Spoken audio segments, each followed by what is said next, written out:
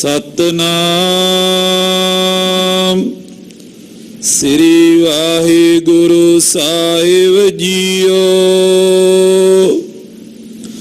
चौपाई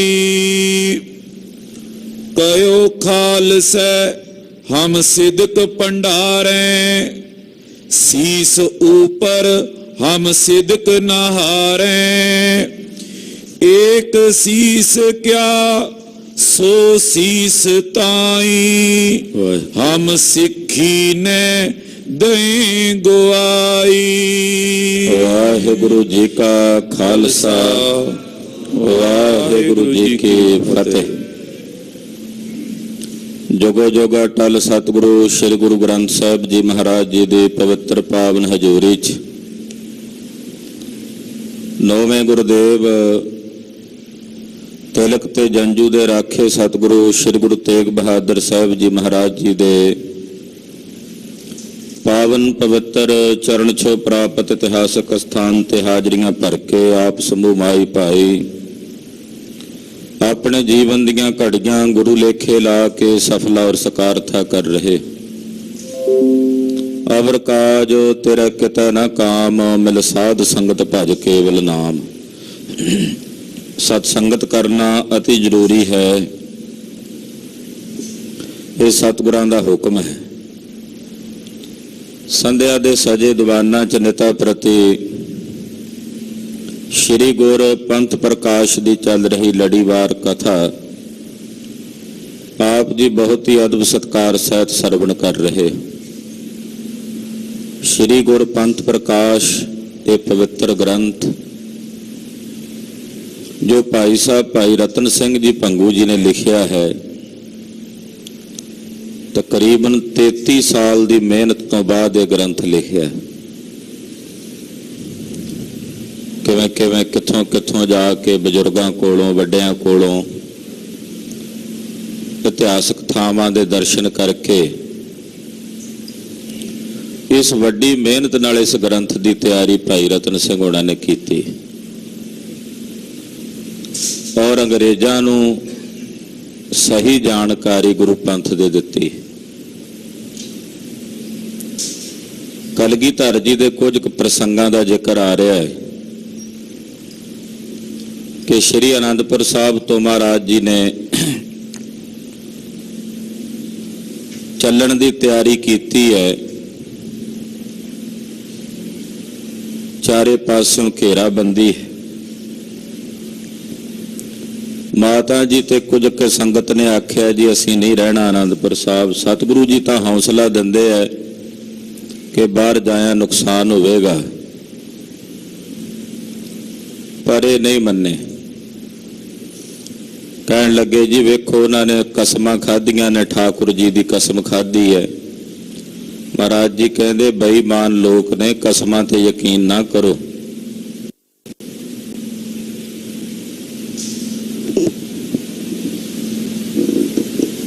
उस वक्त जदों ये ना मन्ने तो गुरुदेव ने यह भी विखाया कि किवें ना अपनियां कसमां तोड़ियां।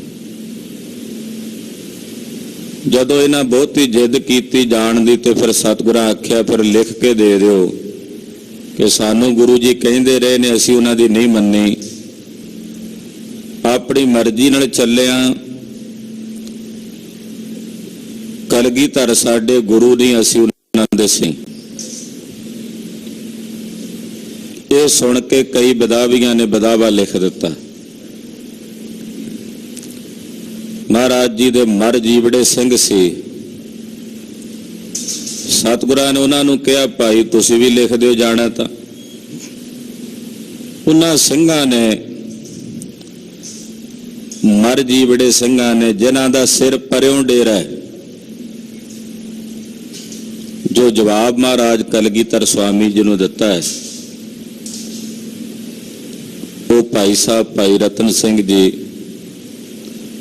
अज दे प्रसंग विच लिख रहे हैं। यह है सिक्खी, खंडियों तिखी, वालों निक्की, ते इस राह ते चलण वाले इस राह दे पांधी ਕਲਗੀਧਰ ਪਾਤਸ਼ਾਹ ਨੂੰ ਜਿਵੇਂ ਜਵਾਬ ਦੇ ਕੇ ਦੱਸ ਰਹੇ ਨੇ, ਸਰਵਣ ਕਰਨ ਤੋਂ ਪਹਿਲਾਂ ਮਨ ਬਿਰਤੀਆਂ ਇਕਾਗਰ ਕਰੀਏ।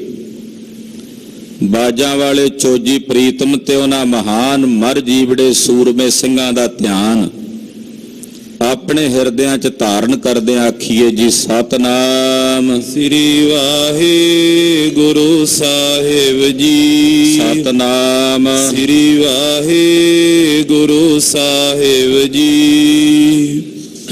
ਚੌਪਈ ਕਯੋ ਖਾਲਸੈ ਹਮ ਸਿਦਕ ਭੰਡਾਰੇ। ਜਦੋਂ ਸਤਿਗੁਰੂ ਜੀ ਨੇ ਕਿਹਾ ਨਾ ਸਿੰਘੋ ਤੁਸੀਂ ਵੀ ਲਿਖ ਦਿਓ ਬਦਾਵਾ, ਤਾਂ ਸਿੰਘਾਂ ਨੇ ਅੱਗੋਂ ਬੇਨਤੀ ਕੀਤੀ, ਮਹਾਰਾਜ ਅਸੀਂ ਸਿਦਕ ਨੂੰ ਸੰਭਾਲਾਂਗੇ,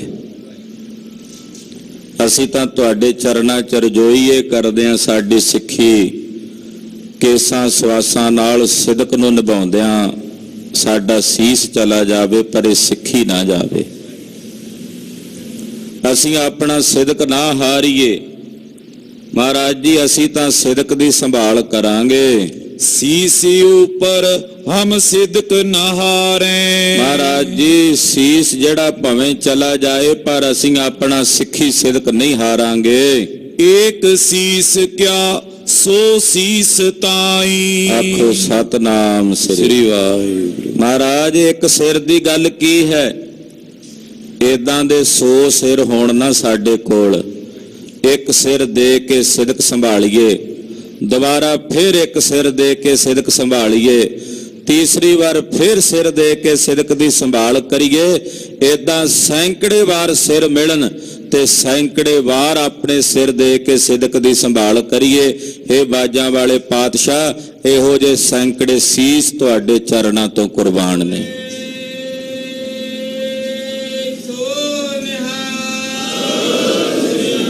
ਐਸੇ ਸੈਂਕੜੇ ਸੀਸ ਤੁਹਾਡੇ ਚਰਨਾਂ ਤੋਂ ਕੁਰਬਾਨ ਹਨ। ਹਮ ਸਿੱਖੀ ਨੈ ਦਈ ਗਵਾਈ। ਮਹਾਰਾਜ ਜੀ ਅਸੀਂ ਸਿੱਖੀ ਨਹੀਂ ਗਵਾਉਣੀ, ਅਸੀਂ ਇਹ ਸਿੱਖੀ ਦਾ ਸਿਦਕ ਨਹੀਂ ਹਾਰਨਾ। ਹਮ ਕੋ ਜਾਵੋ ਜਹਾਂ ਖੜਾਏ। ਭਾਈ ਦਇਆ ਸਿੰਘ ਵਰਗੇ ਸਿੰਘ ਸੀ ਜਿਹੜੇ ਬੇਨਤੀਆਂ ਕਰ ਰਹੇ ਨੇ, ਕਹਿਣ ਲੱਗੇ ਮਹਾਰਾਜ ਸਾਨੂੰ ਜਿਸ ਜਗ੍ਹਾ ਤੇ ਜਿਸ ਥਾਂ ਤੇ ਵੀ ਆਪ ਜੀ ਸਾਨੂੰ ਖੜਾ ਕਰੋਗੇ, ਜੋ ਲੋ ਸਾਸ ਨਾ ਚੱਕੇ ਪਾਏ। ਜਿਸ ਜਗ੍ਹਾ ਤੇ ਖੜਾ ਕਰ ਦਿਓਗੇ, ਜਦੋਂ ਤੱਕ ਸਾਡੇ ਸਰੀਰ 'ਚ ਸਾਹ ਚੱਲਣਗੇ ਮਹਾਰਾਜ ਉੱਥੋਂ ਆਪਣਾ ਪੈਰ ਟਸ ਤੋਂ ਮਸ ਨਹੀਂ ਹੋਣ ਦੇਾਂਗੇ। ਜਿੱਥੇ ਖੜਿਆ ਕਰ ਦੋਗੇ, ਵੈਰੀਆਂ ਦੇ ਸਾਹਮਣੇ ਜੰਗ ਦੇ ਮੈਦਾਨ 'ਚ ਜਿੱਥੇ ਵੀ ਖੜਾ ਕਰ ਦਿਓਗੇ ਸਤਿਗੁਰੂ ਜੀ ਸਾਨੂੰ, ਜਦੋਂ ਤੱਕ ਸਾਡੇ ਸਰੀਰ 'ਚ ਸਾਹ ਚੱਲਦੇ ਨੇ ਕਲਗੀਧਰ ਜੀ, ਜਿੱਥੇ ਤੁਸੀਂ ਖੜਿਆ ਕੀਤਾ ਹੋਵੇਗਾ ਉੱਥੋਂ ਇੱਕ ਕਦਮ ਭਰ ਵੀ ਆਪਣਾ ਪੈਰ ਡਾਵਾਡੋਲ ਨਹੀਂ ਕਰਾਂਗੇ। ਹਾਂਜੀ, ਸ਼੍ਰੀ ਸਤਿਗੁਰ ਸਿੰਘ ਲੱਗੇ ਪਿਆਰੇ। ਕਲਗੀਧਰ ਜੀ ਨੂੰ ਸਿੰਘਾਂ ਦਾ ਇਹ ਜਵਾਬ ਸੁਣ ਕੇ ਸਿੰਘ ਬੜੇ ਪਿਆਰੇ ਲੱਗੇ।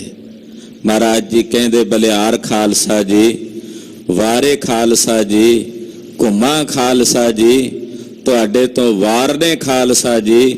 ਮਹਾਰਾਜ ਜੀ ਬੜੇ ਖੁਸ਼ ਹੋਏ ਸਿੰਘਾਂ ਦਾ ਇਹ ਬਚਨ ਸੁਣ ਕੇ। ਹੋਏ ਪ੍ਰਸੰਨ ਗੁਰ ਬਚਨੀ ਉਚਾਰੇ। ਪ੍ਰਸੰਨ ਹੋ ਕੇ ਖਾਲਸੇ ਤੇ ਕਲਗੀਧਰ ਜੀ ਨੇ ਬਚਨ ਉਚਾਰਨ ਕੀਤੇ। ਤਨ ਖਾਲਸੋ ਤਨ ਪੰਥ ਪੁਚੰਗੀ, ਰੱਖਿਓ ਬੀਜ ਜਾਣ ਸਿੱਖੀ ਚੰਗੀ। ਮਹਾਰਾਜ ਜੀ ਕਹਿੰਦੇ ਧੰਨ ਖਾਲਸਾ, ਧੰਨ ਭੁਜੰਗੀ। ਭੁਜੰਗੀ ਇਹ ਜਿਹੜੇ ਸ਼ਸਤਰ ਧਾਰੀ ਸੂਰਮੇ ਯੋਧੇ, ਇਹ ਧੰਨ ਨੇ, ਇਹ ਖਾਲਸਾ ਧੰਨ ਹੈ ਜਿਨ੍ਹਾਂ ਨੇ ਸਿੱਖੀ ਦਾ ਬੀਜ ਚੰਗਾ ਜਾਣ ਕੇ ਰੱਖ ਲਿਆ, ਜਿਨ੍ਹਾਂ ਸਿੱਖੀ ਦਾ ਬੀਜ ਰੱਖ ਲਿਆ ਔਰ ਇਹ ਸਿੱਖੀ ਨੂੰ ਚੰਗੀ ਜਾਣ ਕੇ ਦਾ ਬੀਜ ਰੱਖਿਆ ਹੈ। ਬੌਰ ਖਾਲਸੋ ਐਸੇ ਉਚਾਰਾ। ਫਿਰ ਖਾਲਸੇ ਨੂੰ ਮਹਾਰਾਜ ਜੀ ਕਹਿਣ ਲੱਗੇ ਹਮੇ ਕੋ ਦਸੋ ਮੋਰਚਾ ਪਾਰਾ। ਖਾਲਸੇ ਨੇ ਬੇਨਤੀ ਕੀਤੀ ਮਹਾਰਾਜ ਹੁਣ ਸਾਡੇ ਲਈ ਹੁਕਮ ਦੱਸੋ, ਸਾਡੇ ਲਈ ਕੀ ਮੋਰਚਾ ਅਸੀਂ ਕਿੱਥੇ ਲਾਈਏ। ਜੋ ਆਪ ਜੀ ਹੁਕਮ ਫਰਮਾਓਗੇ ਆਪ ਜੀ ਦੇ ਹੁਕਮ ਦੀ ਪਾਲਣਾ ਕਰਾਂਗੇ। ਤੋ ਸ਼੍ਰੀ ਸਤਿਗੁਰ ਐਸੇ ਕਹਿਓ। ਸਤਿਗੁਰੂ ਕਲਗੀਧਰ ਪਾਤਸ਼ਾਹ ਜੀ ਮਹਾਰਾਜ ਜੀ ਫਿਰ ਬੋਲੇ, ਕਹਿਣ ਲੱਗੇ, ਜੈ ਹਮ ਹੋਵੇਂ ਤੇ ਤੁਮ ਰਹਿਓ। ਮਹਾਰਾਜ ਜੀ ਕਹਿੰਦੇ, ਖਾਲਸਾ ਜੀ ਜਿੱਥੇ ਅਸੀਂ ਹੋਵਾਂਗੇ ਉੱਥੇ ਤੁਸੀਂ ਸਾਡੇ ਕੋਲ ਰਹੋਗੇ, ਜਿੱਥੇ ਅਸੀਂ ਹੋਵਾਂਗੇ ਉੱਥੇ ਤੁਸੀਂ ਸਾਡੇ ਨਾਲ ਹੋ।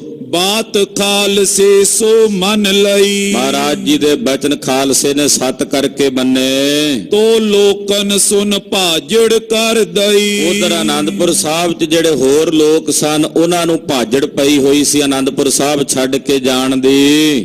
ਦੋਹਰਾ ਸਾਹਿਬ ਜਾਦਨ ਸਬਨ ਲੈ ਸਾਥ ਤਿਆਰੀ ਕੀਨ।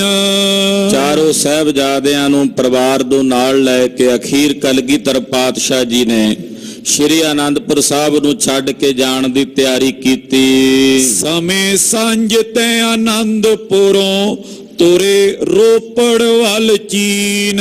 ਰਾਤ ਦਾ ਸਮਾਂ ਸੀ। ਸ਼੍ਰੀ ਆਨੰਦਪੁਰ ਸਾਹਿਬ ਤੋਂ ਮਹਾਰਾਜ ਗੁਰੂ ਕਲਗੀਧਰ ਪਾਤਸ਼ਾਹ ਨੇ ਰੋਪੜ ਵਾਲੇ ਪਾਸੇ ਨੂੰ ਕੂਚ ਕੀਤਾ। ਸ਼੍ਰੀ ਆਨੰਦਪੁਰ ਸਾਹਿਬ ਤੋਂ ਰੋਪੜ ਵਾਲੇ ਪਾਸੇ ਵਧੇ ਹਨ।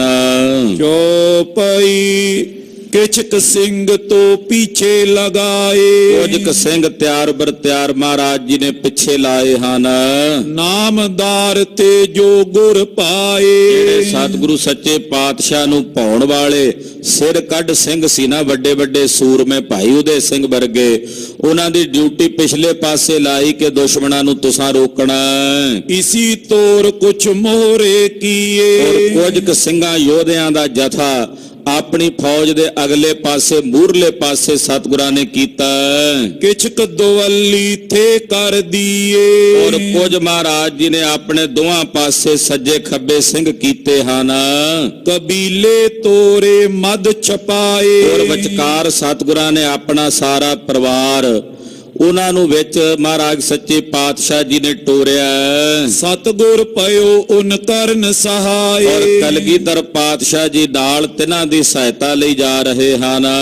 ਪਾਛੇ ਪੜੇ ਪਹਾੜੀਏ ਤਾਏ। ਪਹਾੜੀਆਂ ਨੇ ਆਪਣੀਆਂ ਕਸਮਾਂ ਭੁਲਾ ਦਿੱਤੀਆਂ, ਆਪਣੀਆਂ ਕਸਮਾਂ ਤੋੜ ਕੇ ਇਹਨਾਂ ਨੇ ਪਿੱਛੋਂ ਹੱਲਾ ਬੋਲ ਦਿੱਤਾ। ਮਾਰ ਸਿੰਘਨ ਤੈ ਦਏ ਹਟਾਏ। ਸਿੰਘਾਂ ਨੇ ਮਾਰ ਮਾਰ ਕੇ ਪਹਾੜੀਆਂ ਦੇ ਮੂੰਹ ਤੋੜ ਕੇ ਰੱਖ ਦਿੱਤੇ, ਇਹਨਾਂ ਨੂੰ ਪਾਸੇ ਹਟਾ ਦਿੱਤਾ। ਆਗੇ ਚੜ ਗਿਓ ਸਰਸੈ ਨੀਰ। ਜਦੋਂ ਅੱਗੇ ਵਧੇ ਤੇ ਅੱਗੇ ਸਰਸਾ ਨਾਲਾ ਉਹ ਵੀ ਪੂਰਾ ਭਰ ਕੇ ਵਗਦਾ। ਉਹ ਵੀ ਕਹਿੰਦਾ ਮੈਂ ਮਾਨੋ ਅੱਜ ਹੀ ਵਗਣਾ।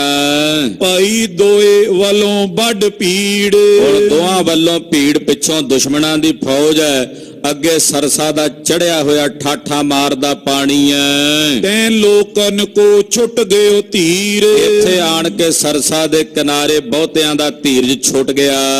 ਪਾਇਓ ਕਉ ਕਿਤੇ ਬਾਹੀਰ। ਇੱਥੇ ਹੁਣ ਇਕੱਠੇ ਨਾ ਰਹਿ ਸਕੇ ਸਾਰੇ, ਇੱਥੇ ਖਿੰਡ ਗਏ ਸਾਰੇ, ਕੋਈ ਕਿੱਧਰ ਕੋਈ ਕਿੱਧਰ। ਮਹਾਰਾਜ ਜੀ ਦਾ ਵਹੀਰ ਵੀ ਖਿੰਡ ਗਿਆ। ਜੋ ਕੋ ਮੁੜ ਪਾਛੇ ਗਇਓ। ਜਿਹੜਾ ਕੋਈ ਮੁੜ ਕੇ ਪਿੱਛੇ ਨੂੰ ਗਿਆ ਵਾਪਸ ਕਿ ਸ਼ਾਇਦ ਅਸੀਂ ਭੱਜ ਕੇ ਆਨੰਦਪੁਰ ਸਾਹਿਬ ਨੂੰ ਵੜ ਜਾਈਏ, ਸੋ ਤੋ ਲੁੱਟ ਪਹਾੜੀਆਂ ਲਇਓ। ਉਹਨਾਂ ਨੂੰ ਪਹਾੜੀਆਂ ਨੇ ਲੁੱਟ ਲਿਆ ਜਾਂ ਮਾਰ ਦਿੱਤਾ। ਵੜਿਓ ਜੋ ਆਗੇ ਮੱਧ ਦਰਿਆ। ਜਿਹੜਾ ਅੱਗੇ ਦਰਿਆ ਵਾਲੇ ਪਾਸੇ ਸਰਸਾ ਨਦੀ ਵਾਲੇ ਪਾਸੇ ਵਧਿਆ ਵਿੱਚ ਵੜ ਕੇ ਪਾਰ ਲੰਘਣ ਲਈ, ਸੋ ਰੁੜ ਗਇਓ ਕਿਤ ਹੱਥ ਨ ਆਏ। ਸਰਸਾ ਦਾ ਪਾਣੀ ਠਾਠਾ ਮਾਰਦਾ ਚੜ ਕੇ ਵਗ ਰਿਹਾ ਸੀ, ਉਹਦੇ ਵਿੱਚ ਕਈ ਰੁੜ ਗਏ, ਕਈਆਂ ਦੇ ਪ੍ਰਾਣ ਉਹਦੇ ਚ ਰੁੜ ਕੇ ਗਵਾਚ ਗਏ। ਦੋਹਰਾ ਦਿਵਸ ਚੜਿਓ ਲਾਂਘਾ ਪਰਿਓ ਉਤਰ ਗਇਓ ਕਿਛ ਨੀਰ। ਕਹਿੰਦੇ ਇੰਨੇ ਨੂੰ ਲੋ ਲੱਗ ਗਈ ਤੇ ਲਾਂਘਾ ਉੱਥੋਂ ਪੈ ਗਿਆ। ਜਦੋਂ ਪਾਣੀ ਵੀ ਜਿਹੜਾ ਚੜਿਆ ਸੀ ਰਾਤ ਉਹ ਹੁਣ ਉਤਰਿਆ ਹੈ। ਕੋ ਆਗੇ ਕੋ ਪਾਛੇ ਵੜਿਓ ਧਰਿਓ ਨ ਕਿਨੂੰ ਧੀਰ। ਕੋਈ ਅੱਗੇ ਨੂੰ ਜਾ ਵੜਿਆ ਤੇ ਕੋਈ ਪਿੱਛੇ ਰਹਿ ਗਿਆ, ਕਿਸੇ ਨੇ ਧੀਰਜ ਨਹੀਂ ਰੱਖਿਆ। ਹੁਣ ਜਿੰਨਾ ਵਹੀਰ ਆਇਆ ਸੀ ਆਨੰਦਪੁਰ ਸਾਹਿਬ ਚੋਂ, ਜਿਹੜੇ ਆਮ ਲੋਕ ਰਹਿਣ ਵਾਲੇ ਸਨ, ਉਹਨਾਂ ਸਾਰਿਆਂ ਨੂੰ ਭਾਜੜ ਪਈ, ਕੋਈ ਸੱਜੇ ਕੋਈ ਖੱਬੇ, ਜਿੱਧਰ ਕਿਸੇ ਨੂੰ ਰਾਹ ਲੱਭਦਾ ਟੁਰ ਪਏ। ਸਾਹਿਬਜ਼ਾਦੇ ਛੱਡ ਦੋ ਰਹੇ ਸੋ ਸਤਿਗੁਰ ਸਾਥ। ਵੱਡੇ ਸਾਹਿਬਜ਼ਾਦੇ ਬਾਬਾ ਅਜੀਤ ਸਿੰਘ ਜੀ ਔਰ ਸਾਹਿਬਜ਼ਾਦਾ ਬਾਬਾ ਜੁਝਾਰ ਸਿੰਘ ਜੀ ਕਲਗੀਧਰ ਪਾਤਸ਼ਾਹ ਜੀ ਦੇ ਨਾਲ ਰਹੇ। ਛੋਟੇ ਗੇ ਵੱਡ ਮਾਤ ਸੰਗ ਭਾਈ ਐਸੀ ਕਛ ਬਾਤ। ਛੋਟੇ ਸਾਹਿਬਜ਼ਾਦੇ ਬਾਬਾ ਜੋਰਾਵਰ ਸਿੰਘ ਤੇ ਬਾਬਾ ਫਤਿਹ ਸਿੰਘ ਜੀ ਇਹ ਸਤਿਕਾਰਯੋਗ ਵੱਡੇ ਮਾਤਾ ਗੁਜਰੀ ਜੀ ਦੇ ਨਾਲ ਇੱਥੋਂ ਪਾਸੇ ਹੋ ਗਏ। ਜੋ ਪਈ ਵਕਤ ਪਾਰੀ ਅਤ ਸਭ ਪਰ ਆਇਓ। ਇਹ ਬੜਾ ਔਖਾ ਵੇਲਾ ਸੀ, ਕੇਵਲ ਗੁਰੂ ਪਰਿਵਾਰ ਤੇ ਨਹੀਂ ਸਾਰੇ ਸਿੱਖਾਂ ਦੇ ਉੱਤੇ ਬੜਾ ਔਖਾ ਵੇਲਾ ਸੀ। ਮਾਤਾ ਸੁੰਦਰੀ ਜੀ ਔਰ ਮਾਤਾ ਸਾਹਿਬ ਦੇਵਾਂ ਜੀ ਇਹ ਇੱਥੋਂ ਦਿੱਲੀ ਵਾਲੇ ਪਾਸੇ ਨੂੰ ਚੱਲ ਪਏ ਨੇ। ਬਹੁਤ ਸਾਰੀ ਸੰਗਤ, ਬਹੁਤ ਸਾਰੇ ਸਿੱਖ ਸੱਜੇ ਖੱਬੇ ਖਿੰਡ ਗਏ ਨੇ, ਬਹੁਤੇ ਦਰਿਆ ਦੇ ਵਿੱਚ ਰੁੜ ਗਏ ਨੇ, ਬਹੁਤੇ ਮਾਰੇ ਵੀ ਗਏ ਨੇ।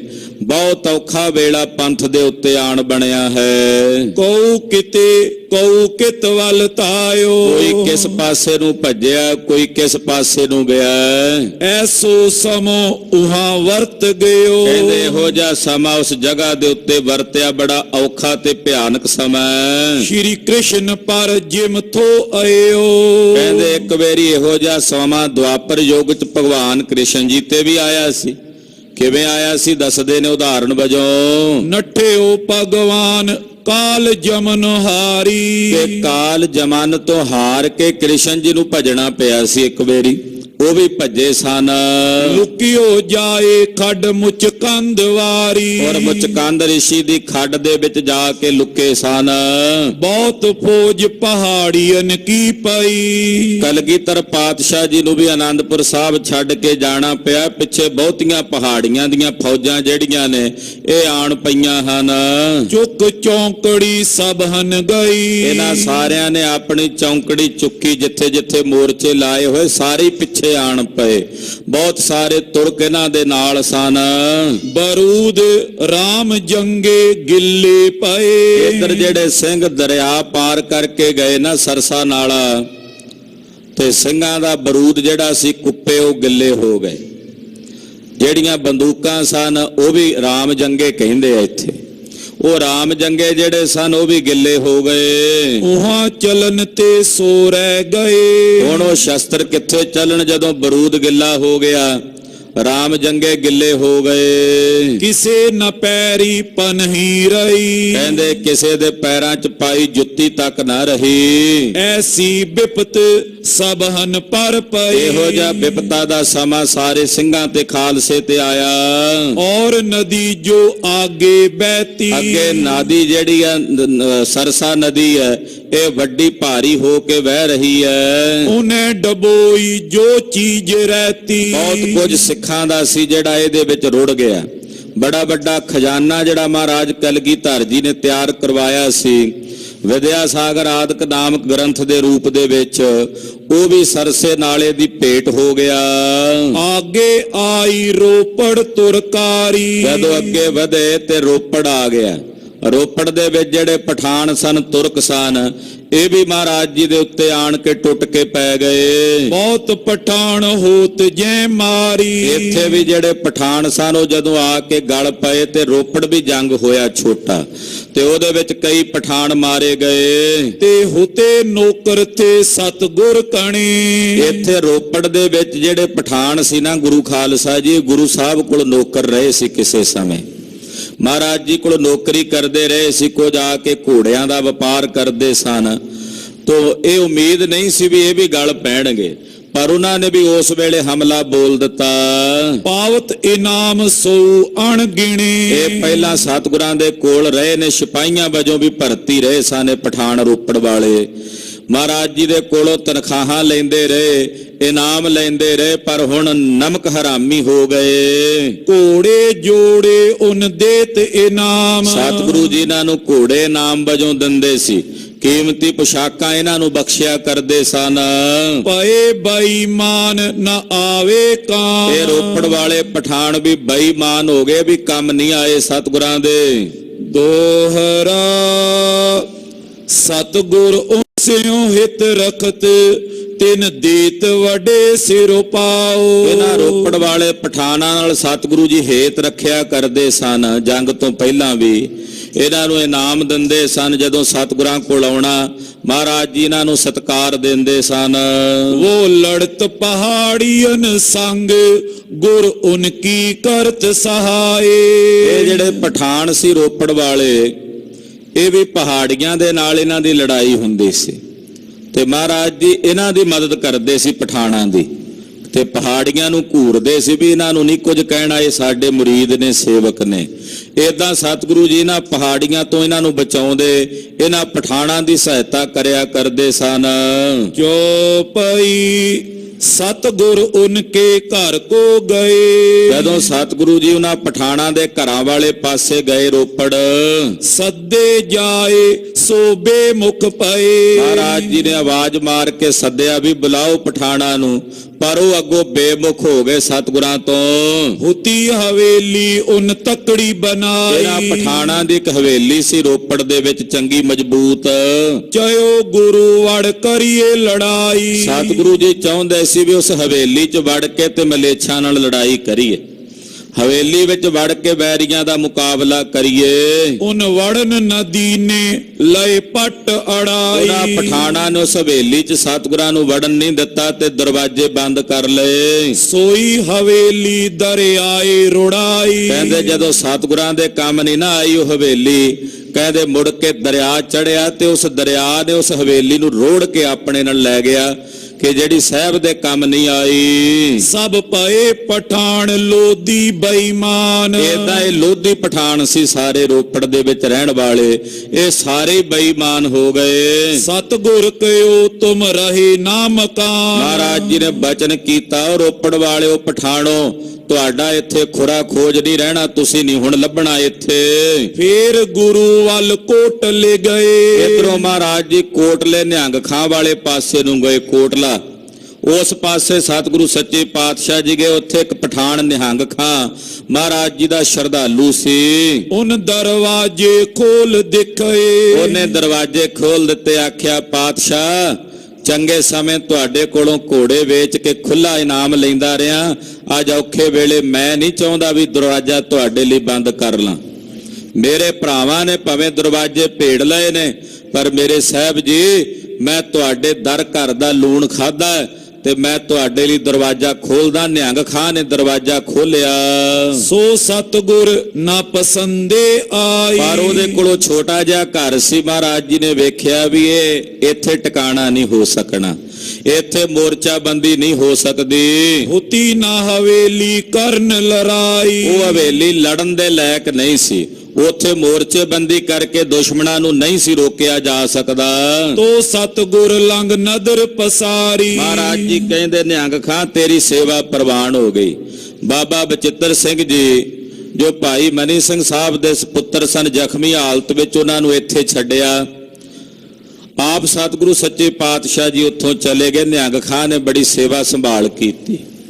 ਗਰੀਬ ਨਵਾਜ ਸਾਹਿਬ ਜੀ, ਭੱਠਾ ਸਾਹਿਬ ਆਦਿਕ ਇਤਿਹਾਸਕ ਸਥਾਨ ਨੇ ਸਾਹਿਬ ਦੇ, ਉਸ ਪਾਸਿਓਂ ਚਲਦੇ ਜਦੋਂ ਅੱਗੇ ਵਧੇ, जाए देखी चमकोर ऊंची अटारी। ਉੱਚੀ ਅਟਾਰੀ ਵੇਖੀ, ਚਮਕੌਰ ਦੀ ਗੜੀ ਵੀ ਉੱਚੇ ਟਿੱਬੇ ਤੇ ਬਣੀ ਹੋਈ ਹੈ।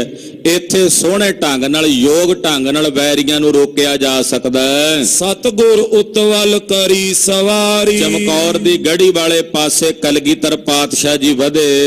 जाए देखी एक हवेली पारी। ਇਹ ਕੱਚੀ ਗੜੀ ਸੀ ਪਰ ਮਜ਼ਬੂਤ ਸੀ, ਚਾਰੇ ਪਾਸਿਓਂ ਉਚਾਈ ਤੇ ਬਣੀ ਹੋਈ ਸੀ। दोहरा राव पकर बारों लियो हवेली लाई खुलवाए। ਇਸ ਹਵੇਲੀ ਦਾ ਜਿਹੜਾ ਮਾਲਕ ਸੀ ਉਹ ਮਹਾਰਾਜ ਜੀ ਨੇ ਬਾਹਰੋਂ ਹੀ ਫੜ ਲਿਆ। ਪਹਿਲਾਂ ਤਾਂ ਉਹਨੇ ਕਾਨਾ ਨਾਕੀ ਕੀਤੀ।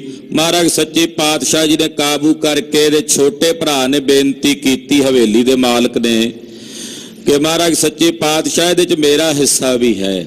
ਉਹਨੂੰ ਕੁਝ ਮਾਇਆ ਦਾ ਗੱਫਾ ਦੇ ਕੇ ਸਤਿਗੁਰੂ ਜੀ ਨੇ ਹਵੇਲੀ ਦਾ ਦਰਵਾਜ਼ਾ ਖੁਲਵਾ ਲਿਆ।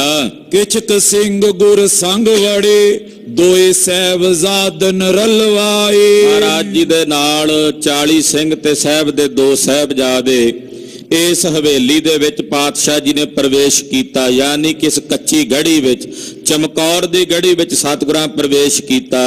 जो पई तो मलेरियन आन केरा पायो। ਇਹਨੇ ਨੂੰ ਤੁਰਕਾਂ ਦੀ ਫੌਜ ਚੜ ਕੇ ਆ ਗਈ, ਮਾਰੋ ਮਾਰ ਕਰਦੀ। ਇਧਰੋਂ ਮਲੇਰੀਏ ਪਠਾਣਾ ਨੇ ਆਣ ਕੇ ਘੇਰਾ ਪਾਇਆ। ਨੈ ਦਾਣਾ ਕਿਛ ਉਸ ਮਦ ਹੁਣ ਥਾਇਓ। ਇਸ ਹਵੇਲੀ 'ਚ ਕਿਹੜਾ ਕੋਈ ਰਾਜ ਸਾਜ ਇਕੱਠਾ ਕਰਕੇ ਰੱਖਿਆ ਸੀ? ਨਾ ਕੋਈ ਦਾਣਾ ਪੱਠਾ ਸੀ ਘੋੜਿਆਂ ਵਾਸਤੇ, ਨਾ ਛਕਣ ਵਾਸਤੇ ਸੀ ਕੁਝ। ਕਹਿੰਦੇ ਖਾਲੀ ਸੀ ਬਿਲਕੁਲ ਇਹ ਗੜੀ ਚਮਕੌਰ ਦੀ। ਨਾਏ ਹੋਤੀ ਕੁਛ ਜੁਗਤ ਲੜਾਈ। ਤੇ ਨਾ ਹੀ ਕੋਈ ਇਹ ਲੜਨ ਵਾਲੀ ਹਵੇਲੀ ਥੋੜੀ ਸੀ ਗੜੀ ਵੀ ਇਹਦੇ ਵਿੱਚ ਮੋਰਚਾ ਬੰਦੀ ਹੋ ਸਕੇ। ਕੱਚੀ ਗੜੀ ਸੀ, ਪੁਰਾਣੀ ਰਹਿਣ ਵਾਸਤੇ ਹਵੇਲੀ ਨੁਮਾ ਬਣੀ ਹੋਈ ਸੀ। ਬਸ ਇਹਦਾ ਫਾਇਦਾ ਇਹ ਸੀ ਵੀ ਉੱਚੇ ਥਾਂ ਤੇ ਬਣੀ ਹੋਈ ਸੀ। ਉੱਚੇ ਥਾਂ ਤੇ ਬਣੀ ਹੋਣ ਕਰਕੇ ਦਾ ਲਾਭ ਹੈ। ਫੌਜ ਸਭੀ ਕੰਧ ਪਿਲਚੀ ਆਈ। ਜਿੰਨੀਆਂ ਫੌਜਾਂ ਸਨ ਦੁਸ਼ਮਣਾਂ ਦੀਆਂ ਸਾਰੇ ਕੰਧਾਂ ਦੇ ਨੇੜੇ ਆ ਰਹੇ ਹਨ। ਅੱਗਿਓਂ ਖਾਲਸੇ ਸ਼ਸਤਰ ਚਲਾਏ। ਅੱਗੋਂ ਖਾਲਸੇ ਦੀਆਂ ਹੁਣ ਬੰਦੂਕਾਂ ਜਿਹੜੀਆਂ ਸਨ ਉਹ ਸੁੱਕ ਚੁੱਕੀਆਂ ਸੀ, ਉਹ ਤਿਆਰ ਕਰਕੇ ਫਿਰ ਗੋਲੀਆਂ ਦਾਗੀਆਂ ਹਨ।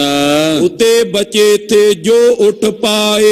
ਜਿਹੜੇ ਸਿੰਘ ਖਾਲਸੇ ਦੇ ਇੱਥੇ ਆਏ ਸਨ ਬਚੇ ਸਤਿਗੁਰਾਂ ਦੇ ਨਾਲ, ਉਹਨਾਂ ਸੂਰਬੀਰਤਾ ਨਾਲ ਬਹਾਦਰੀ ਨਾਲ ਵੈਰੀਆਂ ਦਾ ਮੁਕਾਬਲਾ ਕੀਤਾ।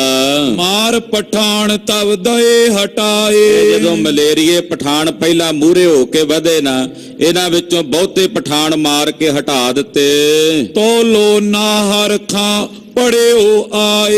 ਇਹਨੇ ਨੂੰ ਨਾਰ ਖਾਂ ਮਲੇਰ ਕੋਟਲੇ ਦੇ ਪਠਾਨ ਦਾ ਸ਼ੇਰ ਮੁਹੰਮਦ ਖਾਨ ਦਾ ਭਰਾ ਭਤੀਜਾ ਸੀ, ਉਹ ਆਇਆ ਜਦੋਂ ਅੱਗੇ ਵੱਧ ਕੇ। ਪੁੱਛ ਤੋ ਆਇਓ ਹੈ ਗੁਰ ਕਹੀਂ। ਇਹ ਪੁੱਛਦਾ ਆਵੇ, ਕਹਿੰਦਾ ਗੁਰੂ ਕਿੱਥੇ ਆ, ਕਿਹੜਾ ਗੁਰੂ ਹੈ, ਮੈਂ ਵੇਖਣਾ। ਮੋਏ ਉਸੇ ਬਤਾਵੋ ਪਹੁੰਚੇ ਤਈ। ਮੈਂ ਉਹਨਾਂ ਦੇ ਕੋਲ ਜਾਵਾਂਗਾ, ਮੈਨੂੰ ਦੱਸੋ ਕਿਹੜਾ ਗੁਰੂ ਹੈ ਤੇ ਕਿੱਥੇ ਤੀਰ ਚਲਾ ਰਿਹਾ ਹੈ। ਤੋ ਸਤਿਗੁਰ ਉਸ ਆਖ ਸੁਨਾਇਓ। ਜਦੋਂ ਇਹ ਆਇਆ ਨਾ ਨੇੜੇ, ਇਹ ਪੁੱਛਦਾ ਫਿਰਦਾ ਸੀ ਸਾਥੀਆਂ ਨੂੰ, ਕਿਹੜਾ ਗੁਰੂ ਹੈ, ਕਿੱਥੇ ਆ ਗੁਰੂ, ਮੈਨੂੰ ਦੱਸੋ, ਮੈਂ ਉਹਦੇ ਤਾਈਂ ਜਾਣਾ। ਇਹ ਹਲੇ ਥੱਲੇ ਪੁੱਛ ਹੀ ਰਿਹਾ ਸੀ ਪੌੜੀ ਤੇ ਚੜ੍ਹਨ ਵੇਲੇ, ਤੇ ਉਤੋਂ ਕਲਗੀਧਰ ਪਾਤਸ਼ਾਹ ਬੋਲੇ, ਕਹਿੰਦੇ ਨਾ ਰਖਾਂ ਸਾਡਾ ਨਾਂ ਆ ਗੁਰੂ ਗੋਬਿੰਦ ਸਿੰਘ, ਆ ਕਰ ਲੈ ਦਰਸ਼ਨ ਤੇਰੇ ਸਾਹਮਣੇ। ਹਾਂ ਹੋ ਤਕੜੇ ਤੀਰ ਤੈ ਵਾਲੇ ਆਇਓ। ਆ ਹੋ ਜਾ ਤਗੜਾ, ਤੀਰ ਆਇਆ ਜੇ ਆਪਣਾ ਆਪ ਬਚਾ ਸਕਦਾ ਤੇ ਬਚਾ ਲੈ। ਏਦਾਂ ਕਲਗੀਧਰ ਜੀ ਨੇ ਵੰਗਾਰ ਕੇ ਇਹਨੂੰ ਤੀਰ ਚਲਾਇਆ। ਲੱਗਿਓ ਛਾਤੀ ਤੋੜ ਲੰਘਿਓ ਸੰਜੋਏ। ਕਹਿੰਦੇ ਇਹਨੇ ਸੰਜੋ ਪਾਈ ਹੋਈ ਸੀ ਲੋਹੇ ਦੀ ਸਰੀਰ ਤੇ, ਉਸ ਸੰਜੋ ਨੂੰ ਚੀਰ ਕੇ ਦੀ ਛਾਤੀ ਨੂੰ ਚੀਰ ਕੇ ਤੀਰ ਪਾਰ ਜਾ ਨਿਕਲਿਆ। ਨਾਰਖਾਂ ਧੜਮ ਦੇ ਕੇ ਜ਼ਮੀਨ ਤੇ ਡਿੱਗ ਪਿਆ। ਗਇਓ ਦਵੱਲੋਂ ਪਾਰ ਸੋਏ। ਕਹਿੰਦੇ ਦਵੱਲਿਓਂ ਅੱਗੋਂ ਵੱਜ ਕੇ ਤੀਰ ਛਾਤੀ ਚੋਂ ਪਿਛਲੇ ਪਾਸਿਓਂ ਪਾਰ ਨਿਕਲ ਗਿਆ। ਗਿਰਿਓ ਭੂਮ ਪਰ ਝੂਮੇ ਸੋਏ। ਝੂਮ ਕੇ ਭਮਾਟੀ ਦੇ ਕੇ ਜ਼ਮੀਨ ਤੇ ਡਿੱਗਾ। ਲੈ ਲੋਥ ਨਰੇ ਉਸੇ ਸਥੋਏ। ਇਹਦੇ ਨਾਲ ਦੇ ਸਾਥੀਆਂ ਭੱਜ ਕੇ ਇਹਦੀ ਲਾਸ਼ ਚੁੱਕੀ ਤੇ ਲੈ ਕੇ ਪਿੱਛੇ ਨੂੰ ਦੌੜੇ। ਦੋਹਰਾ ਆਏ ਜੋ ਨਾਹਰ ਸਾਥ ਤੇ ਸੋਬੋਦੀ ਨੇ ਮਾਰ। ਜਿਹੜੇ ਨਾਰ ਖਾਂ ਦੇ ਨਾਲ ਉਹਦੇ ਸਾਥੀ ਆਏ ਸੀ ਨਾ ਬਹੁਤੇ ਪਠਾਨ, ਉਹ ਵੀ ਮਾਰ ਮੁਕਾਏ। ਕਿਛ ਸਤਗੁਰ ਕੁਛ ਖਾਲਸੇ ਕਰ ਸਾਹਿਬ ਜ਼ਾਦ ਨਵਾਰ। ਕੁਝ ਕਾਨੂੰ ਨੂੰ ਸਤਿਗੁਰਾਂ ਨੇ ਮਾਰਿਆ, ਕੁਝ ਕਾਨੂੰ ਨੂੰ ਖਾਲਸੇ ਨੇ ਮਾਰਿਆ, ਤੇ ਜਿਹੜੇ ਕੁਝ ਕਿਸਾਨ ਉਹਨਾਂ ਨੂੰ ਸਾਹਿਬਜ਼ਾਦਿਆਂ ਨੇ ਮਾਰਿਆ। ਚੋਪਈ ਯਹੀ ਖਬਰ ਉਸ ਭਈ ਬਿਰਾਦਰ। ਇਹ ਖਬਰ ਉਹਦੇ ਭਰਾ ਨੂੰ ਪ੍ਰਾਪਤ ਹੋਈ। ਖਵਾਜਾ ਖਿਜਰ ਵੱਡ ਕਹਾਤ ਬਹਾਦਰ। ਇਹਨਾਂ ਵਿੱਚੋਂ ਇੱਕ ਇਹਨਾਂ ਦਾ ਜਰਨੈਲ ਸੀ, ਉਹਦਾ ਨਾਂ ਸੀ ਖਵਾਜਾ ਖਿਜ਼ਰ ਖਾਨ। ਉਹ ਬੜਾ ਆਪਣੇ ਆਪ ਨੂੰ ਜਰਨੈਲ ਕਹਾਉਂਦਾ ਸੀ, ਬਹਾਦਰ ਕਹਾਉਂਦਾ ਸੀ। ਕਲਗੀਧਰ ਜੀ ਨੇ ਇਹਨੂੰ ਜ਼ਫਰਨਾਮੇ ਵਿੱਚ ਖਵਾਜਾ ਮਰਦੂਦ ਲਿਖਿਆ ਕਿ ਆ ਖਵਾਜਾ ਮਰਦੂਦ ਸਾਇਆ ਦੀਵਾਰ ਬਬੈਦਾ ਨਾ ਆਮਦ ਬਾ ਮਰਦਾ ਨਾ ਵਾਰ। ਮਹਾਰਾਜ ਸੱਚੇ ਪਾਤਸ਼ਾਹ ਜੀ ਦਾ ਨਾਮ ਬਕਾਇਦਾ ਲਿਖਿਆ ਜ਼ਫਰਨਾਮੇ 'ਚ, ਖਵਾਜਾ ਮਰਦੂਦ। ਇਹ ਅੱਗੇ ਵਧਿਆ।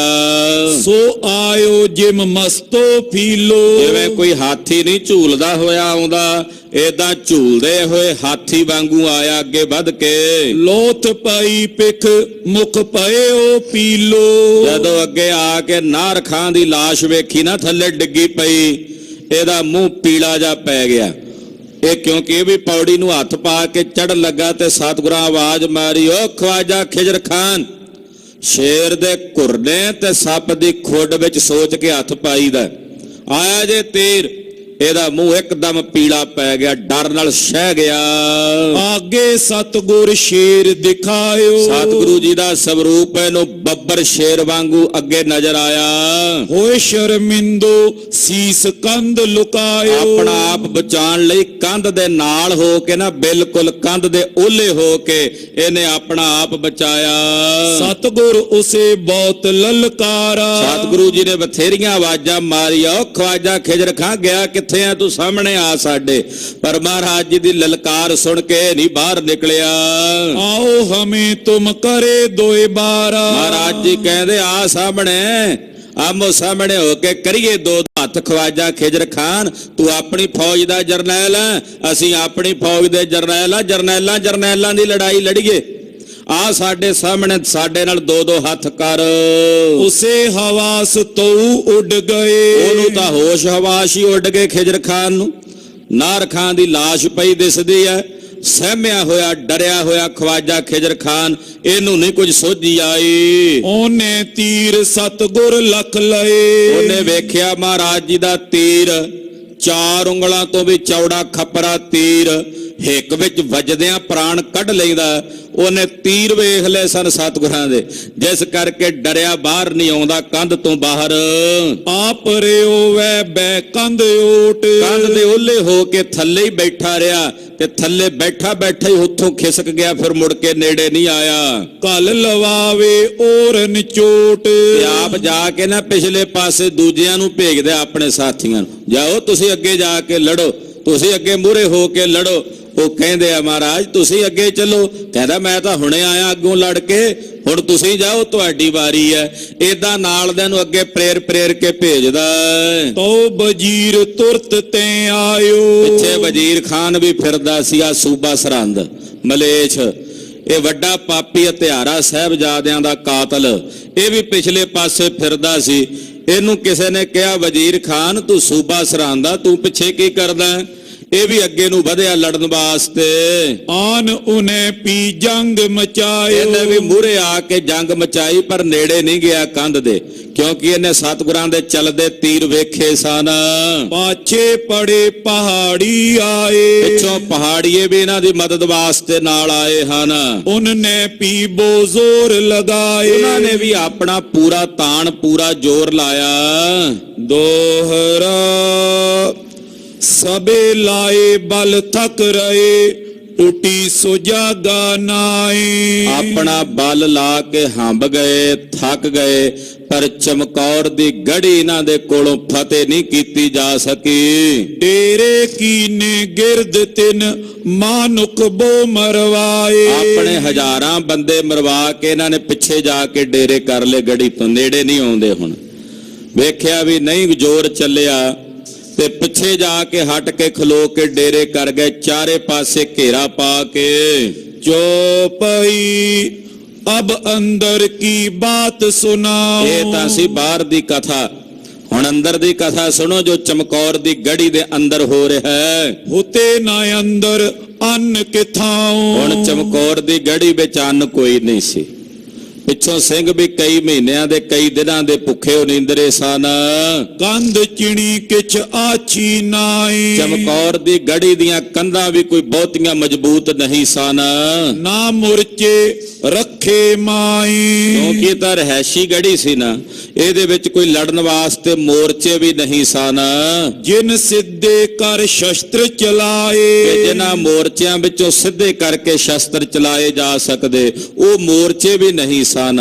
ਜਿਸੈ ਓਟ ਕਰ ਸੀਸ ਬਚਾਈ, ਕਿ ਜਿਨ੍ਹਾਂ ਮੋਰਚਿਆਂ ਦੀ ਓਟ ਕਰਕੇ ਆਪਣਾ ਸਿਰ ਬਚਾ ਕੇ ਗੋਲੀ ਮਾਰੀ ਜਾ ਸਕੇ। ਆਪ ਜੀ ਅਨੰਦਪੁਰ ਸਾਹਿਬ ਦਾ ਕਿਲਾ ਵੇਖਦੇ ਹੋ, ਕਿਲਾ ਆਨੰਦਗੜ੍ਹ ਸਾਹਿਬ, ਉੱਥੇ ਜਾ ਕੇ ਦਰਸ਼ਨ ਕਰੋ। ਅੱਜ ਵੀ ਤੁਸੀਂ ਜਦੋਂ ਮੋਰਚਿਆਂ ਵਿੱਚ ਵੇਖੋਗੇ, ਬਕਾਇਦਾ ਉਹਦੇ ਵਿੱਚੋਂ ਬੰਦੂਕਾਂ ਦੀਆਂ ਨਲੀਆਂ ਛੜਾਂ ਬਾਹਰ ਕੱਢ ਕੇ ਲੜਨ ਵਾਸਤੇ ਮੋਰਚੇ ਬਣੇ, ਉਹਨਾਂ ਨੂੰ ਮੋਰਚੇ ਕਹਿੰਦੇ ਆ। ਹੁਣ ਚਮਕੌਰ ਦੀ ਗੜੀ ਦੇ ਵਿੱਚ ਕੋਈ ਇਹੋ ਜਿਹੇ ਮੋਰਚੇ ਨਹੀਂ ਸਨ। ਨੈ ਲੱਭੇ ਤੈ ਭੁੰਨਣ ਕੋ ਦਾਣਾ, ਕਹਿੰਦੇ ਉੱਥੇ ਤਾਂ ਕੋਈ ਦਾਣਾ ਵੀ ਇੱਕ ਨਹੀਂ ਭੁੰਨ ਕੇ ਖਾਣ ਨੂੰ ਹੈ। ਜੋ ਲੱਭੇ ਤਾਂ ਕਦ ਮਿਲੇ ਖਾਣਾ, ਭਾਈ ਸਾਹਿਬ ਕਹਿੰਦੇ ਜੇ ਲੱਭ ਵੀ ਜਾਵੇ ਤੇ ਖਾਣ ਨੂੰ ਕਿਹੜਾ ਟਾਈਮ ਸੀ। ਆਖੋ ਸਤਨਾਮ ਸ੍ਰੀ ਵਾਹਿਗੁਰੂ। ਕਹਿੰਦੇ ਪਹਿਲੀ ਗੱਲ ਤਾਂ ਹੈ ਹੀ ਨਹੀਂ ਸੀ ਚਮਕੌਰ ਦੀ ਗੜ੍ਹੀ 'ਚ ਇੱਕ ਦਾਣਾ ਨਹੀਂ ਸੀ ਜਿਹੜਾ ਭੁੰਨ ਕੇ ਖਾ ਲੈਂਦੇ। ਕਹਿੰਦੇ ਜੇ ਲੱਭ ਵੀ ਜਾਵੇ ਤੇ ਖਾਣ ਨੂੰ ਕਿਹੜਾ ਟਾਈਮ ਸੀ, ਫੌਜਾਂ ਤਾਂ ਚਾਰੇ ਪਾਸਿਓਂ ਮਾਰੋ ਮਾਰ ਕਰ ਰਹੀਆਂ ਨੇ। ਦਾਰੂ ਸਿੱਕੋ ਗਇਓ ਮੁਕਾਈ, ਸਿੰਘਾਂ ਕੋਲ ਜਿਹੜਾ ਥੋੜਾ ਬਹੁਤ ਦਾਰੂ ਸਿੱਕਾ ਸੀ, ਗੋਲੀ ਬਾਰੂਦ ਉਹ ਮੁੱਕ ਗਿਆ।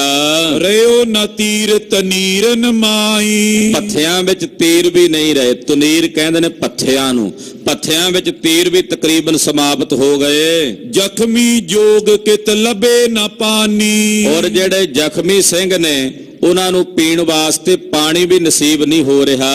ਐਸੀ ਔਖੀ ਤਹਾਂ ਬਿਹਾਨੀ, ਚਮਕੌਰ ਦੀ ਗੜ੍ਹੀ ਦੇ ਵਿੱਚ ਇਹੋ ਜਿਹਾ ਔਖਾ ਵੇਲਾ ਸਿੱਖਾਂ ਤੇ ਆਇਆ ਹੈ। ਸ਼ਸਤਰ ਚਲਾਵਤ ਬਾਏਂ ਥੱਕ ਗਈ, ਸ਼ਸਤਰ ਚਲਾਉਂਦੇ ਆ ਪਿੱਛੋਂ ਕਿੱਥੋਂ ਲੜਦੇ ਆਏ ਆਨੰਦਪੁਰ ਸਾਹਿਬ ਤੋਂ।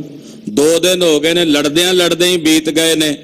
ਤੇ ਕਹਿੰਦੇ ਹੁਣ ਬਾਹਾਂ ਵੀ ਜਿਹੜੀਆਂ ਨੂੰ ਹੰਬ ਗਈਆਂ ਨੇ, ਲੜਦਿਆਂ ਲੜਦਿਆਂ ਥੱਕ ਗਈਆਂ ਨੇ। ਥਕੀ ਦੇਹ ਮਦ ਸ਼ਕਤ ਨ ਰਹੀ, ਸਰੀਰ ਥੱਕ ਗਏ ਨੇ, ਡਿੱਗੂ ਡਿੱਗੂ ਕਰਦੇ ਆ, ਸਰੀਰਾਂ ਵਿੱਚ ਤਾਣ ਨਹੀਂ ਰਿਹਾ ਲੜਨ ਵਾਸਤੇ। ਤਦੇ ਕਲਗੀਧਰ ਨੇ ਲਿਖਿਆ ਨਾ, ਚੇ ਗੁਰਸ਼ਨਾ ਚਕਾਰੇ ਦਾ ਚਹਿਲ ਨਰ ਕਿ ਦਹਲਾ ਖਬਰ ਆਇਦ ਬਰੂ ਬੇਖਬਰ। 40 ਸਿੰਘ ਭੁੱਖੇ ਉਨੀਂਦਰੇ ਹੰਬੇ ਹੋਏ, ਜਿਨ੍ਹਾਂ ਦੇ ਸਰੀਰਾਂ ਵਿੱਚ ਕੋਈ ਲੜਨ ਨੂੰ ਤਾਣ ਨਹੀਂ ਸੀ, ਉਹਨਾਂ 40 ਸਿੰਘਾਂ ਤੇ ਬਾਦਸ਼ਾਹ ਔਰੰਗਜ਼ੇਬ ਤੇਰੀਆਂ 10 ਲੱਖ ਫੌਜਾਂ ਨੇ ਹਮਲਾ ਕੀਤਾ। ਪਰ ਉਹ 40 ਵੀ ਇਹੋ ਜਿਹੇ ਮਰਦ ਦਲੇਰ ਸੀ ਕਿ ਇਹੋ ਜਿਹੇ ਸਰੀਰਾਂ ਦੀ ਹਾਲਤ ਹੁੰਦਿਆਂ ਹੋਇਆਂ ਵੀ ਉਹ ਬਹਾਦਰੀ ਨਾਲ ਖੂਬ ਲੜੇ ਔਰ ਚਮਕੌਰ ਦੀ ਗੜ੍ਹੀ ਦਾ ਜੰਗ ਉਹਨਾਂ ਨੇ ਫਤਿਹ ਕੀਤਾ।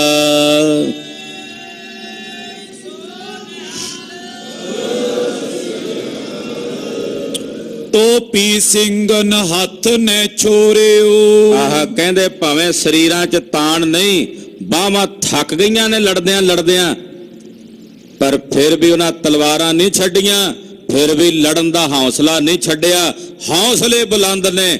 ਅੰਦਰ ਜਿਹੜਾ ਧੀਰਜ ਹੈ ਨਾ ਮਹਾਰਾਜ ਜੀ ਦੇ ਬਚਨਾਂ ਦੇ ਨਾਲ ਕਿ ਧੀਰਜ ਧਾਮ ਬਣਾਏ ਇਹ ਤਨ, ਕਿ ਸਰੀਰਾਂ ਨੂੰ ਧੀਰਜ ਦਾ ਘਰ ਬਣਾਇਆ ਹੋਇਆ, ਏਦਾਂ ਲੜੇ ਹਨ।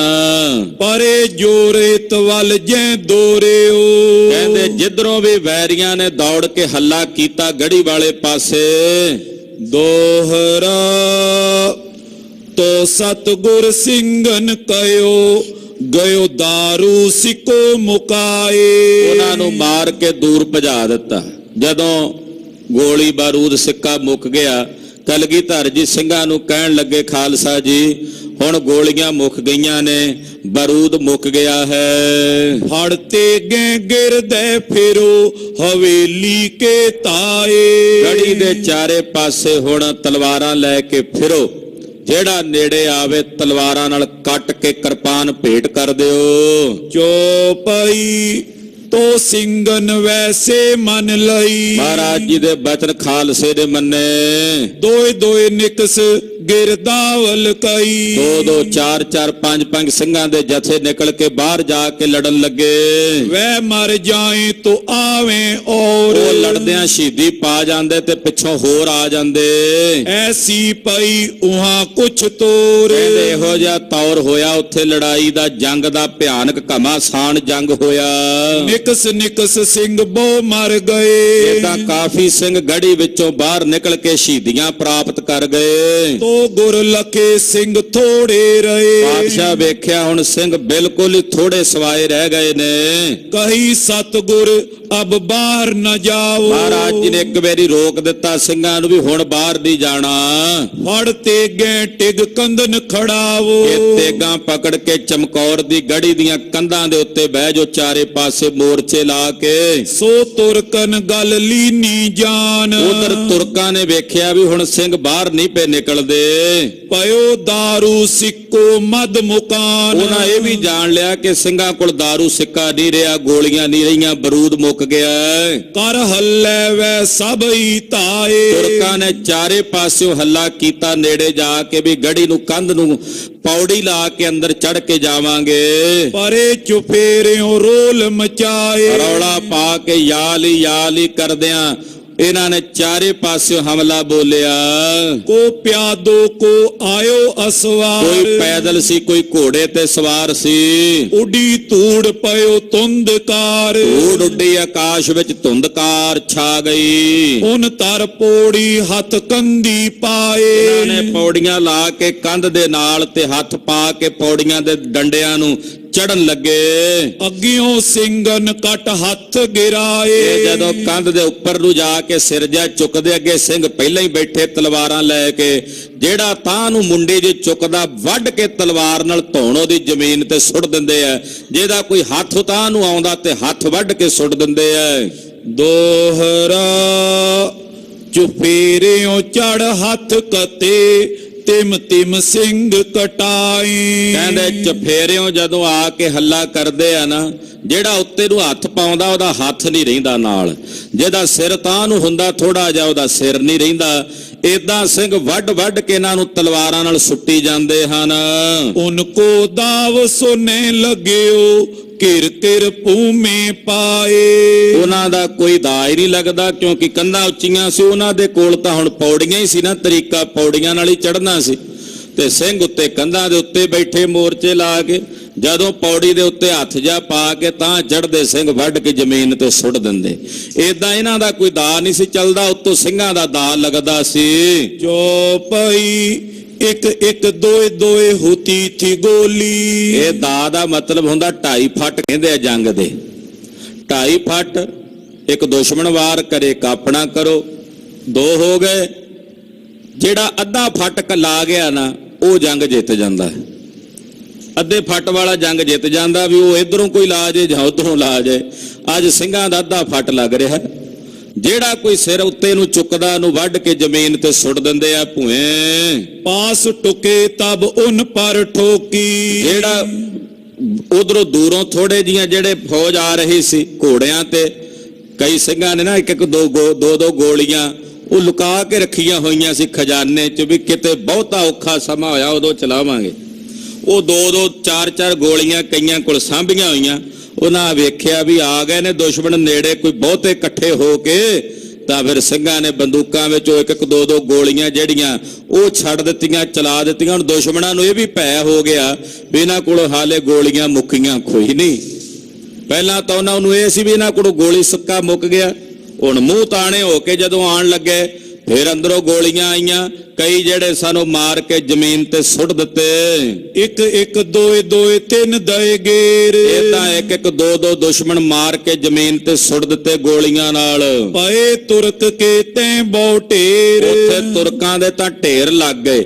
ਚਮਕੌਰ ਦੀ ਗੜੀ ਦਾ ਜਿਹੜਾ ਬਾਹਰਲਾ ਕੋਟ ਹੈ, ਉਹਦੇ ਨਾਲ ਇੱਕ ਲਾਸ਼ਾਂ ਦਾ ਕੋਟ ਹੋਰ ਉਸਰ ਗਿਆ, ਕੰਧ ਉਸਰ ਗਈ। ऐसो रो रो जब ऊहा भयो। ਕਹਿੰਦੇ ਜਦੋਂ ਇਸ ਤਰ੍ਹਾਂ ਦਾ ਰੌਲਾ ਪਿਆ ਇਸ ਜਗ੍ਹਾ ਤੇ, साहिब जुजार सिंह मन में ठयो। ਇਧਰ ਸਾਹਿਬਜ਼ਾਦਾ ਬਾਬਾ ਅਜੀਤ ਸਿੰਘ ਤੇ ਬਾਬਾ ਜੁਝਾਰ ਸਿੰਘ ਜੀ, ਮਹਾਰਾਜ ਕਲਗੀਧਰ ਪਾਤਸ਼ਾਹ ਦੇ ਫਰਜ਼ੰਦ ਬਾਬਾ ਅਜੀਤ ਸਿੰਘ ਜੀ ਦੇ ਮਨ ਵਿੱਚ ਆਈ। अब जीवन को कुछ धर्म नाई। ਕਹਿੰਦੇ ਹੁਣ ਜੀਵਨ ਦਾ ਧਰਮ ਨਹੀਂ ਹੈ, ਹੁਣ ਧਰਮ ਹੈ ਜੰਗ ਦੇ ਮੈਦਾਨ ਵਿੱਚ ਛਤਰੀ ਦਾ ਪੁੱਤਰ ਬਣ ਕੇ ਜੂਝਣ ਦਾ। ਹੁਣ ਜੀਵਨਾ ਧਰਮ ਨਹੀਂ ਹੈ, ਕਿਉਂਕਿ ਜੇ ਜੀਵਦਿਆਂ ਪੱਤ ਲੱਥੀ ਜਾਵੇ ਤੇ ਫਿਰ ਉਸ ਜੀਵਨ ਦਾ ਕੰਮ ਹੀ ਕੀ ਰਹਿ ਜਾਂਦਾ ਹੈ। ਕਹਿੰਦੇ ਹੁਣ ਜੰਗ ਦੇ ਮੈਦਾਨ ਵਿੱਚ ਮਰਨਾ ਹੀ ਸਾਡਾ ਧਰਮ ਹੈ। ਪੁੱਤਰ ਜੀਵੇ ਲੜ ਪਿਤਾ ਮਰਾਹੀ। ਕਹਿੰਦੇ ਪੁੱਤਰ ਜੀਵੇ ਤੇ ਪਿਓ ਲੜ ਕੇ ਮਰ ਜੇ, ਫਿਰ ਇਹੋ ਜਿਹੇ ਪੁੱਤ ਦਾ ਕੀ ਫਾਇਦਾ ਹੋਇਆ। ਬਾਬਾ ਅਜੀਤ ਸਿੰਘ ਜੀ ਸੋਚਦੇ ਮਨ 'ਚ ਵੀ ਪੁੱਤਰਾਂ ਦੇ ਹੁੰਦਿਆਂ ਪਿਓ ਲੜ ਕੇ ਮਰ ਜੇ, ਫਿਰ ਪੁੱਤਰ ਦਾ ਕੀ ਫਾਇਦਾ ਹੋਇਆ। ਕਹਿੰਦੇ ਹੁਣ ਪਹਿਲਾ ਧਰਮ ਹੈ ਪੁੱਤਰਾਂ ਦਾ ਲੜ ਕੇ ਮਰਨਾ। ਅਭਿਮਨਿਉ ਮੋਇਓ ਪਿਤ ਅਰਜਨ ਜੀਵਤ। ਕਹਿੰਦੇ ਅਰਜਨ ਦੇ ਜੀਵਦਿਆਂ ਉਹਦਾ ਪੁੱਤ ਅਭਿਮਨਿਉ ਮਰਿਆ ਕਿ ਨਹੀਂ ਮਰਿਆ ਜੰਗ ਦੇ ਵਿੱਚ। ਇਹ ਗੱਲ ਵੱਖਰੀ ਹੈ ਕਿ ਅਭਿਮਨਿਉ ਦੇ ਮਰਨ ਤੋਂ ਬਾਅਦ ਅਰਜਨ ਰੋਇਆ ਸੀ, ਭੂਬਾਂ ਮਾਰ ਕੇ ਤੇ ਧਨਕ ਸੁੱਟ ਬੈਠਾ ਸੀ।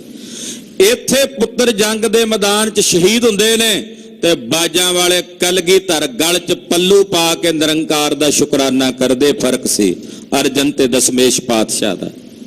ਉਦਾਹਰਣ ਵਜੋਂ ਭਾਵੇਂ ਕਹਿ ਰਹੇ ਨੇ, ਕਹਿੰਦੇ ਪਿਤਾ ਦੇ ਜੀਵਦਿਆਂ, ਅਰਜਨ ਦੇ ਜੀਵਦਿਆਂ ਉਹਦਾ ਪੁੱਤ ਅਭਿਮਨਯੂ ਜੰਗ ਦੇ ਮੈਦਾਨ 'ਚ ਲੜ ਮਰਿਆ। ਮੇਘਨਾਦ ਮੋਇਓ ਰਾਵਣ ਥੀਵ, ਰਾਵਣ ਦੇ ਹੁੰਦਿਆਂ ਉਹਦਾ ਪੁੱਤ ਮੇਘਨਾਦ ਜੰਗ ਦੇ ਮੈਦਾਨ ਵਿੱਚ ਲੜ ਮਰਿਆ। ਰੀਤ ਯਈ ਛਤਰੀਅਨ ਕੀ ਕਾਏ, ਛਤਰੀਆਂ ਦੀ ਇਹ ਰੀਤ ਹੈ ਜੰਗ ਦੇ ਮੈਦਾਨ ਦੇ ਵਿੱਚ ਪਿਤਾ ਦੇ ਹੁੰਦਿਆਂ ਪੁੱਤ ਰਣ ਭੂਮੀ ਵਿੱਚ ਲੜ ਕੇ ਸ਼ਹੀਦੀ ਪਾਵੇ। ਪ੍ਰਾਣ ਪਿਤਾ ਹਮ ਮੋਹਰੇ ਦਹੀਂ, ਅਸੀਂ ਵੀ ਆਪਣੇ ਪਿਤਾ ਦੇ ਸਨਮੁਖ ਆਪਣੇ ਪ੍ਰਾਣ ਤਿਆਗਣੇ ਹਨ। ਫੜ ਤੇ ਗੋ ਹੋਏ ਬਾਹਰ ਤਾਇਓ, ਸਾਹਿਬਜ਼ਾਦਾ ਬਾਬਾ ਅਜੀਤ ਸਿੰਘ ਜੀ ਆਪਣੇ ਨਾਲ ਕੁਝ ਕੁ ਸਿੱਖਾਂ ਦਾ ਜਥਾ ਲੈ ਕੇ ਰਣ ਭੂਮੀ 'ਚ ਜੰਗ ਦੇ ਮੈਦਾਨ ਵਿੱਚ ਲੜੇ। ਆਗੇ ਅੜਿਓ ਸੋ ਮਾਰ ਗਿਰਾਇਓ, ਜਿਹੜਾ ਵੀ ਬਾਬਾ ਅਜੀਤ ਸਿੰਘ ਦੇ ਸਾਹਮਣੇ ਅੜਿਆ ਉਹਨੂੰ ਮਾਰ ਕੇ ਰਣ ਭੂਮੀ ਵਿੱਚ ਸੁੱਟ ਦਿੱਤਾ ਡੱਕਰੇ ਡੱਕਰੇ ਕਰਕੇ। ਉਸ ਪਾਸੇ ਹੋਏ ਗਇਓ ਉਜਾੜਾ, ਜਿੱਧਰ ਬਾਬਾ ਅਜੀਤ ਸਿੰਘ ਜੀ ਗਏ ਉਧਰ ਤਾਂ ਉਜਾੜ ਹੀ ਕਰਦੇ ਜਾਂਦੇ ਆ।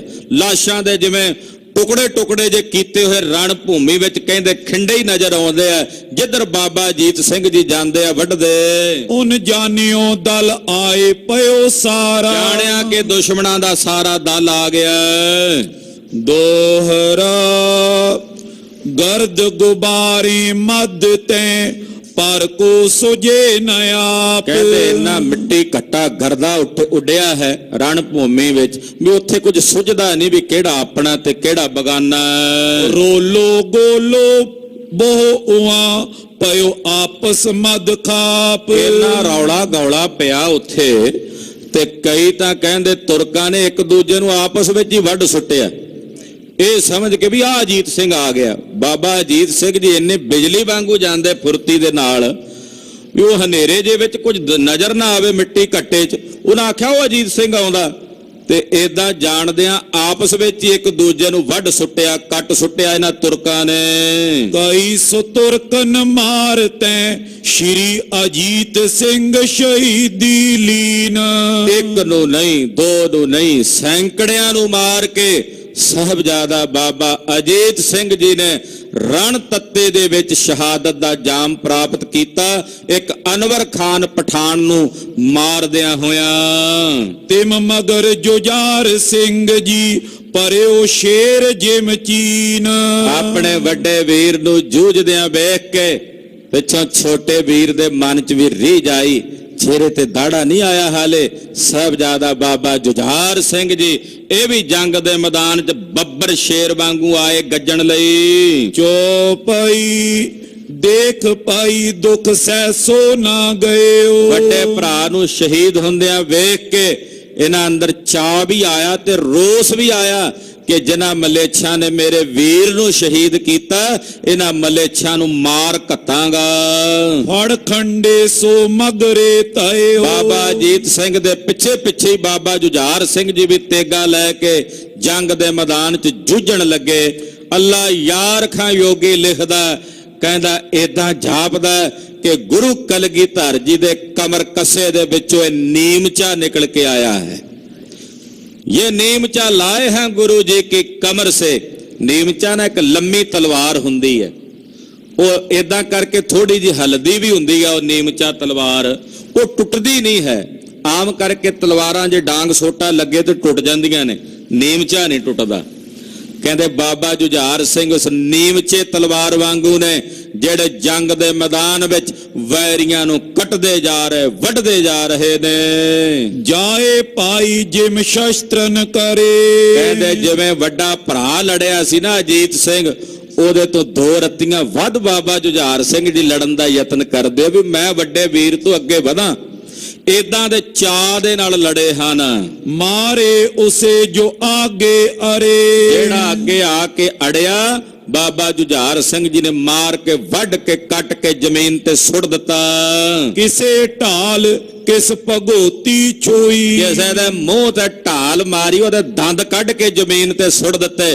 ਕਿਸੇ ਨੂੰ ਭਗੌਤੀ ਛੁਆਈ, ਭਗੌਤੀ ਤਲਵਾਰ ਨੂੰ ਕਹਿੰਦੇ, ਛੁਆਈ ਮਤਲਬ ਮਾਰੀ, ਇੰਨੀ ਕੁ ਮਾਰੀ ਬਸ ਨਾਲ ਹੀ ਉਹਦੇ ਪ੍ਰਾਣ ਨਿਕਲ ਗਏ। ਜਿਸੇ ਛੂਈ ਉਸੇ ਕੱਟ ਕਰ ਗਈ, ਬਾਬਾ ਜੁਝਾਰ ਸਿੰਘ ਦੀ ਭਗੌਤੀ ਜਿਹਨੂੰ ਵੀ ਛੂਈ ਭਾਵੇਂ ਥੋੜੀ ਜੀ ਛੂਈ ਹੋਵੇ